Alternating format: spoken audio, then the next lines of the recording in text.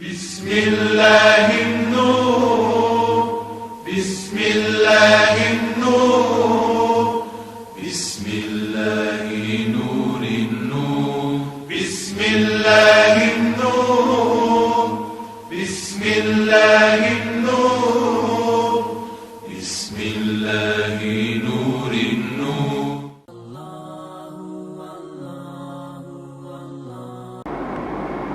لا حول ولا قوة إلا بالله العلي العظيم. أعوذ بالله من الشيطان الرجيم.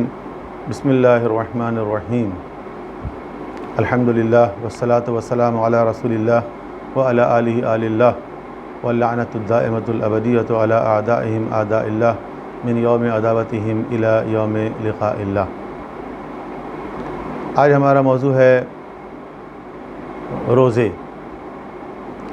روزے دین اسلام میں ہر سال ماہ رمضان میں واجب ہوتے ہیں اور رمضان کے علاوہ دیگر مہینوں میں مستحب یا نفل روزے بھی رکھے جاتے ہیں. روزے کا حکم قرآن کریم میں آیا ہے اور سورہ بقرہ میں خداوند عالم کا ارشاد ہے یا ایھا الذین آمنوا کتب علیکم الصیام کما کتب علی الذین من قبلکم لعلکم تتقون. اے ایمان والو، تم پر روزے فرض کیے گئے ہیں جس طرح تم سے پہلے والی امتوں پر روزے فرض کیے گئے تھے تاکہ تم تقوی اختیار کرو. یعنی روزے جو ہیں وہ تقوی کا ذریعہ ہیں، یا یوں کہہ لیں آپ کہ روزے کی جو روح ہے وہ تقوی اور پرہیزگاری ہے. روزے میں ایک انسان کو صبح سے لے کر صبح صادق سے لے کے مغرب کی نماز تک نہ صرف کھانے پینے سے بلکہ اس کے علاوہ بعض اور چیزوں سے پرہیز کرنا ہوتا ہے کہ جس کا حکم شریعت مقدسہ میں دیا گیا ہے. اور ان تمام چیزوں کا مقصد اور ہدف جو ہے وہ یہی ہے کہ انسان تقوی اور پرہیزگاری اختیار کرے. اسی لیے کہا گیا ہے کہ روزہ فقط بھوکے اور پیاسے رہنے کا نام نہیں ہے، بلکہ روزے میں آنکھوں کا روزہ بھی ہوتا ہے، زبان کا روزہ بھی ہوتا ہے، کان کا روزہ بھی ہوتا ہے. مقصد یہ ہے کہ آنکھ سے انسان ایسی چیز نہ دیکھے جس کو دیکھنا جائز نہیں ہے، کان سے ایسی باتیں نہ سنے کہ جن کا سننا جائز نہیں ہے، زبان سے ایسی بات نہ کرے کہ جس کا کہنا جائز نہیں ہے. ورنہ اگر ایک انسان حرام کاموں سے نہ بچے، غیبت سے نہ بچے، چغلی سے نہ بچے، گالی سے نہ بچے، جھوٹ سے نہ بچے، غیبت سننے سے نہ بچے، گانے سننے سے نہ بچے، بری چیزوں کی طرف دیکھنے سے نہ بچے، حرام چیزوں کی طرف دیکھنے سے نہ بچے، اور فقط کھانا اور پانی بند کر دے، تو ایک حدیث میں پیغمبر اکرم صلی اللہ علیہ وآلہ وسلم نے ارشاد فرمایا کہ بہت سے روزے دار ایسے ہیں کہ جن کو سوائے بھوک اور پیاس کی شدت کے کچھ اور حاصل نہیں ہوتا. تو ایسا نہ ہو کہ ہمارا روزہ گناہوں کی وجہ سے صرف فاقہ ہو جائے کہ ہم بھوک اور پیاس سے تو بچ رہے ہیں، زحمت تو اٹھا رہے ہیں، لیکن اس روزے کا ثواب حاصل نہیں ہو رہا ہے، اس کی فضیلت حاصل نہیں ہو رہی ہے، وہ اللہ تبارک و تعالیٰ کی بارگاہ میں قبول نہیں ہو رہا ہے. ایسے روزے کو بے ثمر روزے کہتے ہیں، فروٹ لیس فاسٹنگ کہتے ہیں، کہ جس میں ایک انسان روزہ تو رکھ رہا ہے لیکن کوئی نتیجہ اس کا برآمد نہیں ہو رہا. تو روزے کا تقوی سے بڑا گہرا تعلق ہے. جیسا کہ قرآن کریم میں کہا گیا ہے کہ گزشتہ امتوں پر بھی روزے فرض تھے. تو گزشتہ امتوں اور گزشتہ جو مذاہب ہیں ان کے جو ماننے والے آج کے دور میں دنیا میں موجود ہیں، ان کو اگر ہم دیکھتے ہیں تو آج بھی ہمیں نظر آتا ہے کہ ان کے مذہب میں روزے موجود ہیں یا روزے جیسی عبادت موجود ہے. مثلا اگر ہم عیسائیوں کو دیکھیں، مسیحیوں کو، کرسچنز کو، تو وہ بھی روزے رکھتے ہیں. ہندوؤں کو دیکھیں تو وہ بھی روزے رکھتے ہیں، یہودیوں کو دیکھیں تو وہ بھی روزے رکھتے ہیں. البتہ ان کے روزے کے اوقات میں، ان کے روزے کی شرائط میں اور روزوں میں کن چیزوں سے بچنا چاہیے، ان کی جو لسٹ ہے، فہرست ہے، ان میں اختلاف ہے. یہ اختلاف مختلف شریعتوں کی وجہ سے بھی ہے کہ وہ موسیٰ علیہ السلام کی شریعت پہ عمل کر رہے ہیں یا عیسیٰ علیہ السلام کی شریعت پر عمل کر رہے ہیں، جبکہ ہم لوگ شریعت محمدی صلی اللہ علیہ وآلہ وسلم پر عمل کر رہے ہیں۔ اور یہ اختلاف شاید اس لیے بھی ہے کہ گزشتہ جو شریعتیں ہیں، گزشتہ جو آسمانی کتابیں ہیں، ان کے اندر تبدیلی کر دی گئی ہے، تحریف کر دی گئی ہے، اور ان کی جو اصلی تعلیمات ہیں وہ ہم تک نہیں پہنچی۔ لیکن آج بھی ہم دیکھتے ہیں کہ مختلف مذاہب میں جو روزی کی طرح کی عبادت ہے، ان میں کھانے پینے سے اور دیگر چیزوں سے بچنا پڑتا ہے، اور اس کو وہ اپنی زبان میں، اپنی اصطلاح میں، اپنے مذہب میں روزہ ہی کہتے ہیں، فاسٹنگ ہی کہتے ہیں۔ اسلام کے جو روزے ہیں وہ ماہ رمضان میں ہوتے ہیں کہ ماہ رمضان کا آغاز ہوتے ہی روزہ شروع ہو جاتا ہے، اور صبح صادق سے اس کا آغاز ہوتا ہے اور مغرب کی اذان پہ یہ ختم ہوتا ہے۔ یاد رہے کہ روزہ شروع اور ختم کرنے کے لیے قرآن کریم میں ہے کہ ثم اتم الصیام الی اللیل، کہ روزے کو رات تک پورا کرو، اور رات سے مراد وہ ہے کہ جب اندھیرا چھا جائے، واللیل اذا یغشاہا، اور رات جب کہ وہ چھا جاتی، یعنی تھوڑا اندھیرا ہو جائے اور سورج غروب ہونے کے بعد جو سیاہی نمودار ہوتی ہے مغرب کی طرف سے، وہ آدھے آسمان تک کم از کم پہنچ جائے، تو اس وقت جو ہے روزہ افطار کرنا چاہیے۔ یہی شریعت کا حکم ہے۔ ماہ رمضان المبارک میں جو انسان روزے رکھتا ہے تو اس روزے میں جو بھوکا اور پیاسا رہتا ہے اس کا بھی ایک فلسفہ بیان کیا گیا ہے۔ دیکھیں دین اسلام کے جتنے بھی احکامات ہیں ان کے اندر تربیت کا پہلو اور اس کے ساتھ ساتھ ان کے اندر ایک انفرادی اور ایک اجتماعی پہلو ہے۔ کچھ معاملات انفرادی ہیں، انڈیویجول، اور کچھ معاملات اجتماعی ہیں، یعنی کمیونٹی لیول پہ۔ تو روزے بھی اسی طرح ہیں۔ اگر ہم انفرادی سطح پر دیکھیں تو روزہ ایک ایسی عبادت ہے کہ جس میں انسان ایسی چیزوں سے بچتا ہے جو عام دنوں میں جائز ہیں۔ مثلا عام حالت میں کھانا پینا جائز ہے، لیکن روزے میں کھانے پینے سے بچنا ہے۔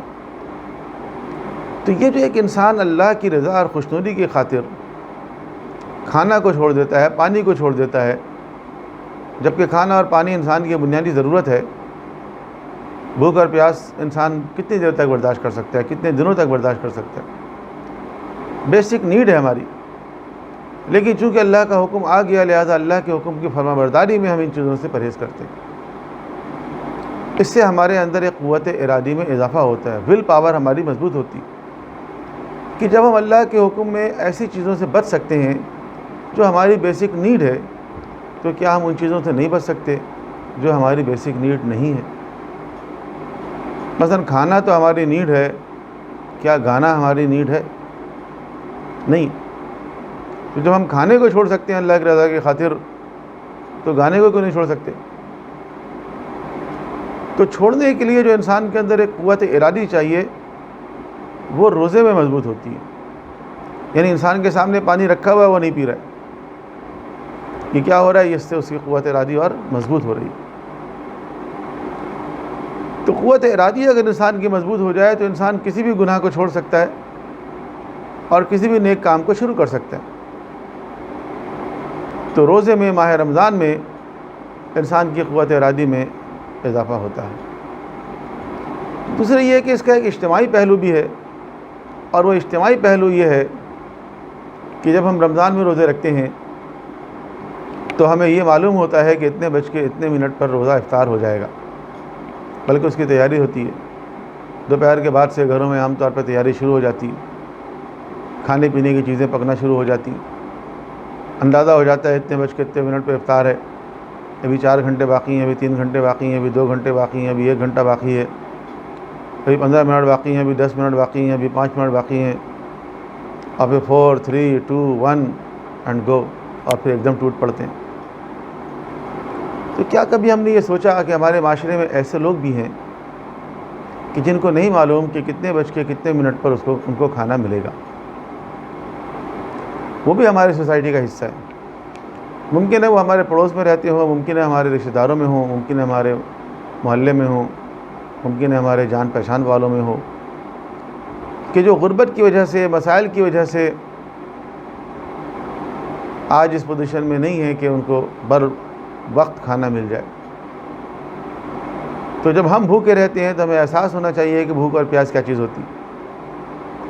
ایک خطبہ میں پیغمبر اکرم نے یہ بھی ارشاد فرمایا کہ جب تمہیں روزے میں بھوک اور پیاس لگے تو قیامت کے دن بھوک اور پیاس کو یاد کرو کہ قیامت کے دن کتنی سختی ہوگی، گرمی ہوگی، دھوپ ہوگی اور بھوک اور پیاس کی شدت ہوگی.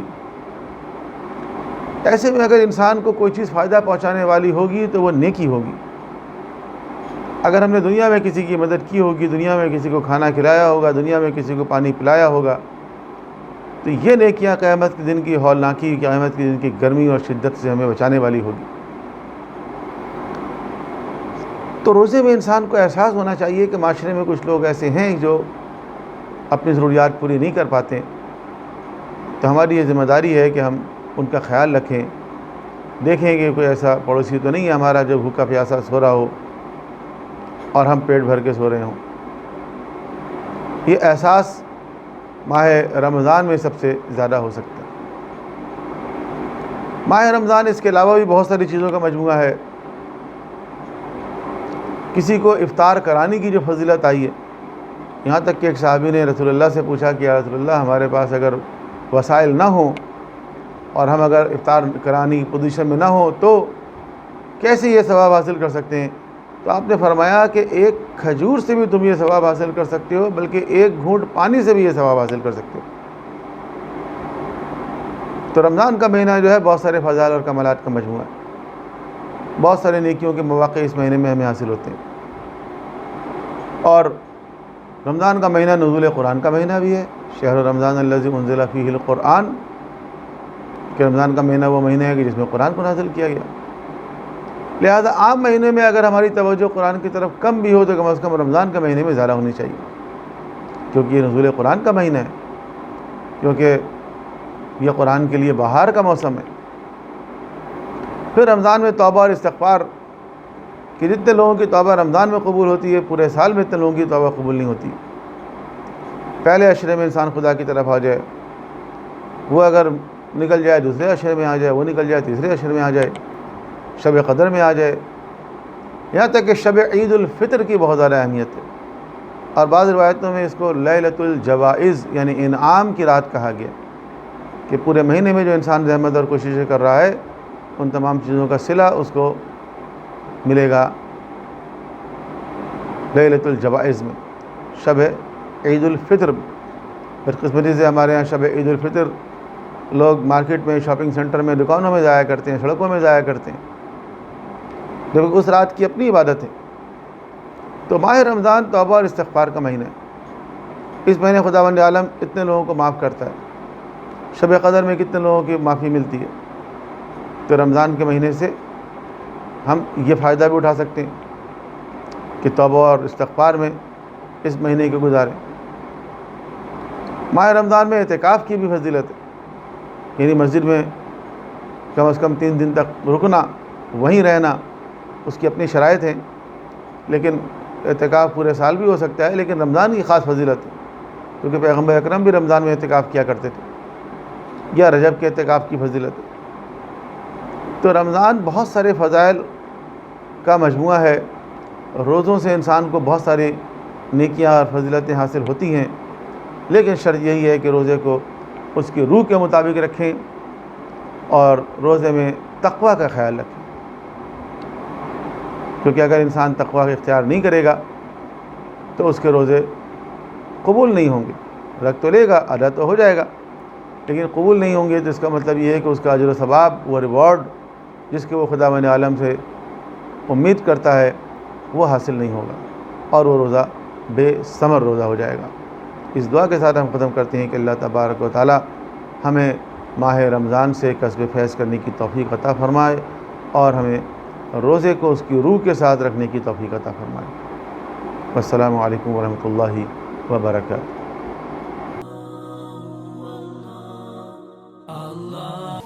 الله نور النور بسم الله النور